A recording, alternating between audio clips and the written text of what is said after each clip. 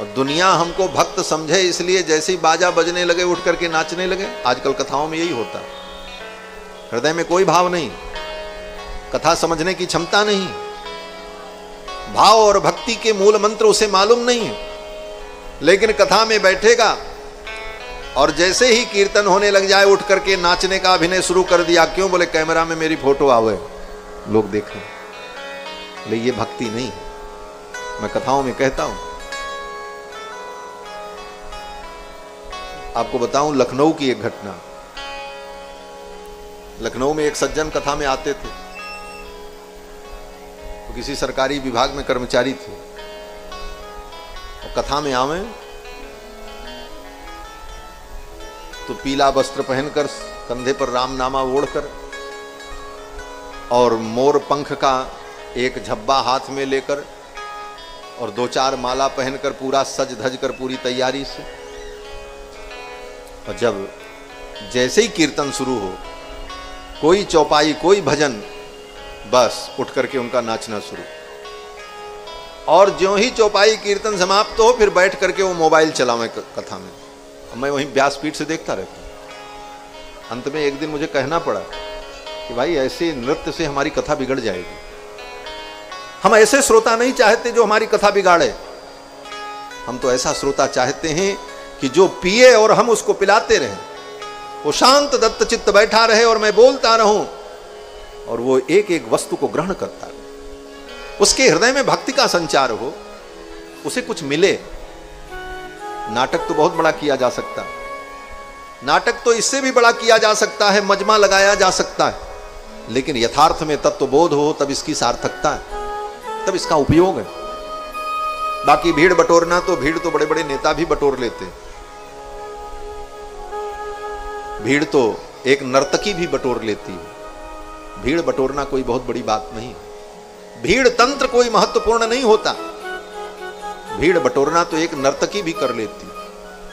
दूसरे के मन को, दूसरे के धन को हरण करने में वेश्या हमसे ज्यादा चतुर हो सकती है।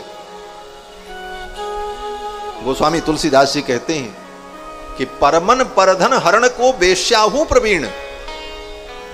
दूसरे के मन को, दूसरे के धन को हरण करने में तो वेश्या हमसे ज्यादा प्रवीण हो सकती है।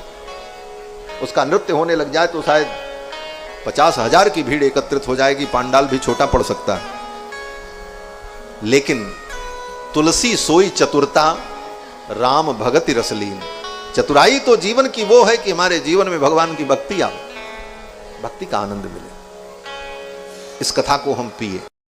मानव संतान की प्राप्ति के लिए गर्भाधान संस्कार करता है, पत्नी समागम करता है, वह पत्नी समागम भी यज्ञ है। कितना बड़ा यज्ञ है?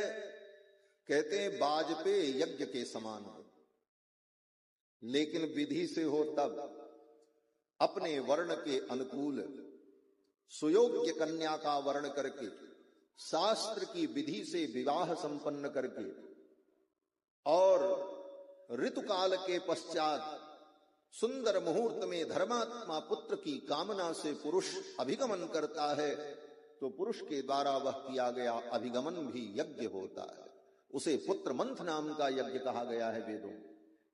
तो ये मानव सृष्टि में सब कुछ यज्ञमय है। यज्ञेन यज्ञमय यंतदेवास्तानि धर्माणि प्रथमान्यासन। यज्ञ के द्वारा यज्ञमय पुरुष की हम याचना करते हुए, यज्ञ के द्वारा यज्ञमय पुरुष का यजन करते हुए अपने जीवन को हम यज्ञमय बनाते हैं। और इसीलिए हमारे सनातन धर्म में जितने भी संस्कार और अनुष्ठान होते हैं उन सब में यज्ञ होता है। सत्यनारायण भगवान की कथा सुनो तो उसमें भी यज्ञ करना पड़ता, आहुति करो। विवाह होता है तो विवाह में भी अग्नि स्थापन करके पहले आहुति होगी, तब उस अग्नि की परिक्रमा करके विवाह होगा। और इसी प्रकार संपूर्ण जीवन में यज्ञ का अनुष्ठान करते हुए जब मनुष्य मर जाता है तो शास्त्र कहता है अब अंतिम यज्ञ होगा। अंतिम यज्ञ क्या है?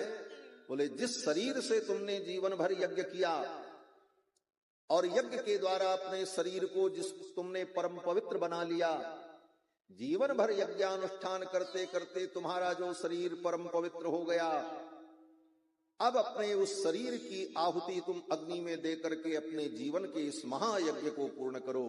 इसीलिए मर जाने के बाद हमारे सनातन धर्म में शरीर को चिता में जला दिया जाता।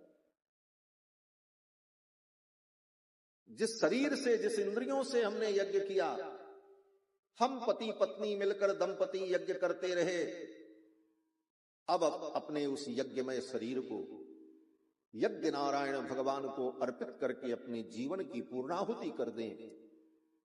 इसी का नाम मानव जीवन। बाकी दुनिया के कोने कोने में बहुत मनुष्य हैं जीने वाले, लेकिन उनका जीवन यज्ञ में नहीं।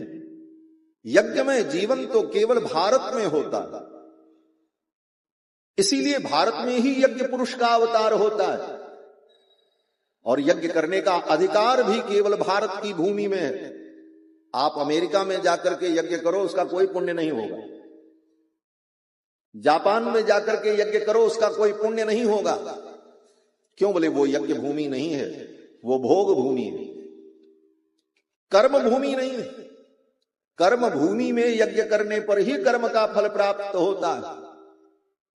अमेरिका, जापान, इंग्लैंड में जाकर के आप यज्ञ करो, उसका कोई फल नहीं होगा।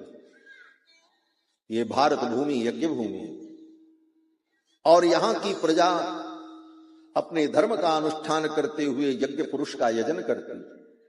इसीलिए ऐसी पावन भूमि में भगवान यज्ञ पुरुष का अवतार होता है। ऐसी पावन भूमि में भगवान अवतार लेते हैं। इसीलिए दुनिया में भगवान का कहीं अवतार नहीं हुआ। कहां हुआ? बोले भारत में हुआ। कहीं किसी शास्त्र में लिखा है कि भगवान का अवतार अमेरिका, जापान, इंग्लैंड में हुआ? क्यों नहीं हुआ? अगर आप ये कहो कि महाराज आपके धर्म के अनुसार, आपकी मान्यता के अनुसार आपके भगवान का अवतार भारत में हुआ, लेकिन और लोग तो नहीं मानते,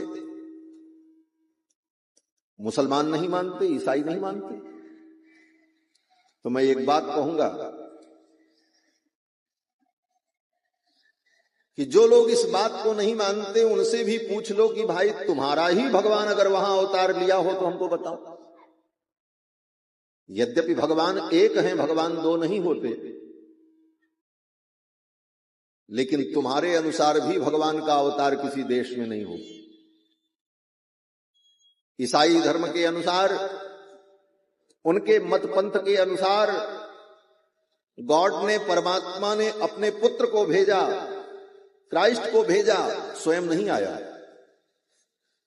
इस्लाम धर्म के अनुसार सातवें आसमान पर बैठा वो खुदा अपने मैसेंजर को भेजा, पैगंबर को भेजा, स्वयं नहीं आया। मोहम्मद पैगंबर। तुम्हारे मत के अनुसार भी तुम्हारा परमात्मा उन देशों में कभी पैदा नहीं हुआ, अपने दूतों को भेजता रहा। लेकिन धन्य है ये भारत भूमि, जिस भारत भूमि में भगवान स्वयं आकर के अवतार लेकर के और विविध लीलाएं करते। भगवान श्री राम का अवतार, भगवान श्री कृष्ण का अवतार। जयति भारत वर्ष देशः यस्य पावन भूमि भागे क्रीडितुम वांछति परेशा। धन्य है ये भारत वर्ष, जिस भारत वर्ष में क्रीड़ा करने के लिए, लीला करने के लिए भगवान भी आकांक्षा करते हैं।